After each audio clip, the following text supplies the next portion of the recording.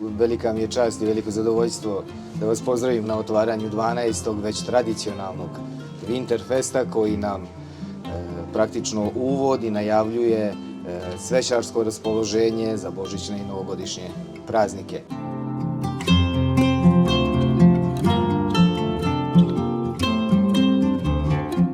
Drago mi je da, evo, kao i prethodnih godina vidim već verne izlagače koji već dosta puta izlažu ove prelepe proizvode koje kao dar od Boga i kao proizvod njihove veštinje i njihove posvećenosti predstavljaju onaj praznični duh.